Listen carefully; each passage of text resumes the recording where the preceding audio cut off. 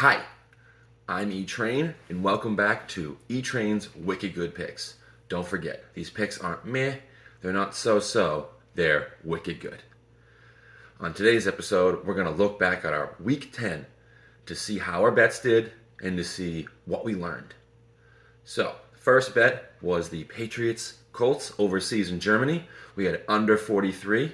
Hindsight, 43 seems like a gift. As soon as the Patriots went on a 13-play, 7-minute drive and kicked a field goal to open the game, I felt very comfortable with the under. The live betting, it never stopped going down.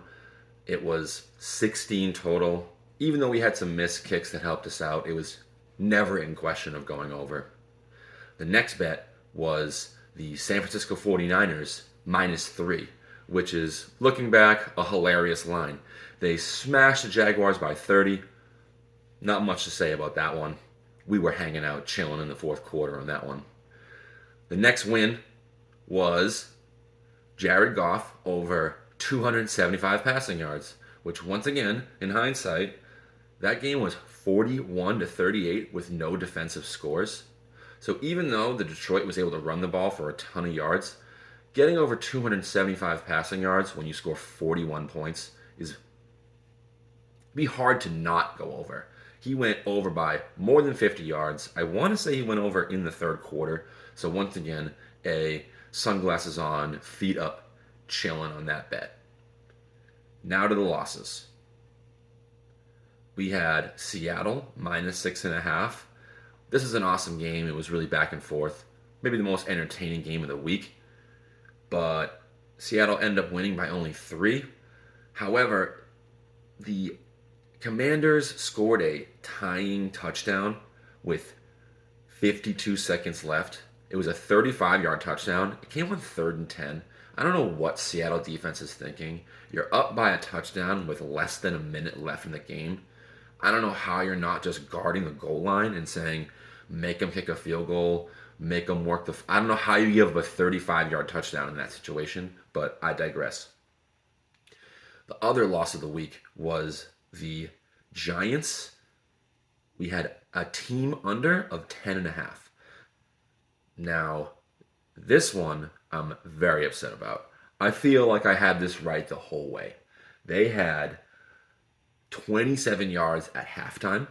I was confident that the Dallas defense was going to strangle out this offense, and they did. But they still somehow gave up 17 points.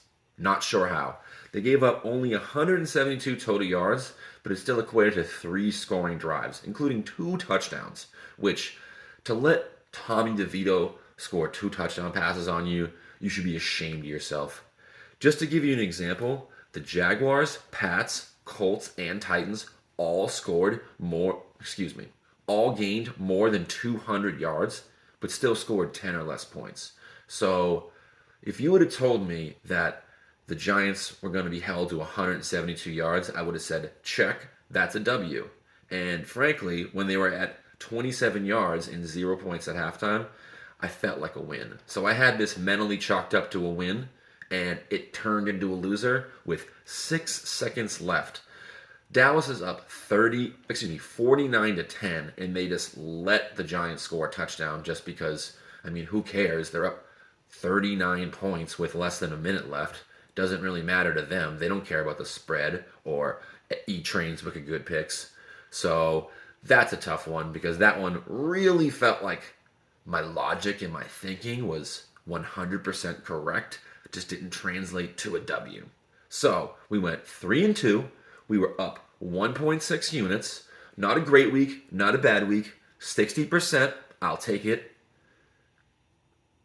Please, anyone who's still watching, thank you so much for watching. Like and subscribe. Share with your friends. I want to know how your Week 10 did. Did your bets do good? Did you have money on that Giants game that got blown by that last touchdown? Let me know in the comments down below. Now we're going to go to 3 up, 3 down. Or what it really is 3 to fade and 3 to back. So these are 3 teams or 3 units that I am definitely fading going forward. Number 1 is the Patriots offense. Holy shit. They are awful. Watching that offense is like banging nails in with your forehead. It's fucking brutal. And I'm very confident Mac Jones, after that horrendous interception to seal the game last week, will no longer be starting. He might take snaps in relief, but I don't think Mac Jones is starting in the game for the Patriots, at least this season. And I don't see a solution in the backup of Bailey Zappi. I just think you could put Jesus and cleats behind that offensive line, throw into those weapons, and you're not going to break 20 points a game. So just pound any team under, any overall unders with that offense. Another overall team I want to fade is the Titans. To only score 6 points against the Buccaneers, that's not that great a defense. I just think that they are horrendous on the road. They have an incredible low road losing streak. I would fade the Titans in any road game going forward. And the third team to fade is the Buffalo Bills. My God, did they look bad on Monday Night Football.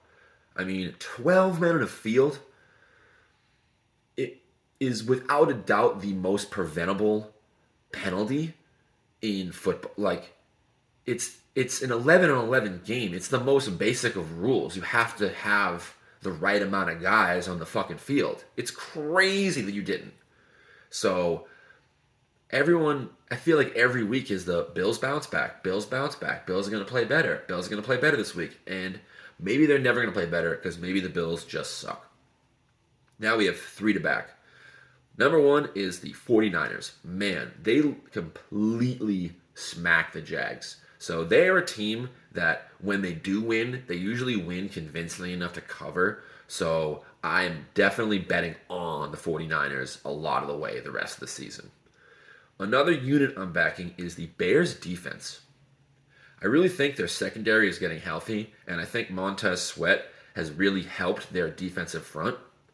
I know it was against Bryce Young, but they looked really good on Thursday night. And then the last 3 weeks, if you look at the box scores, they played very good defense. I think they're rounding up in the right time. And the third team I am backing is the Texans. Wow. They look good. They are on an absolute streak. They're only 2 losses on this streak. They've 5-2, and the 2 losses on 2 last-second field goals. So that's about as impressive as it gets. And the teams they're beating are actually teams they might be in the playoffs. So I think this team is looking like a real wild card contender. They may even possibly push Jacksonville out of the division number 1 spot. And just one more side note is Kyler Murray looked really good on Sunday for the Cardinals. So that changes completely any Cardinals handicapping going forward. They've had Clayton Tune and Josh Dobbs and other not bet on. And I'm not saying I'm betting on the Cardinals going forward, but kind of disregard any stats from early in the season as far as their offense goes, because Kyler Murray is a much more dynamic than anything they've had. Thank you so much for watching. This concludes E-Train's Wicked Good Picks. Make sure your picks are wicked good.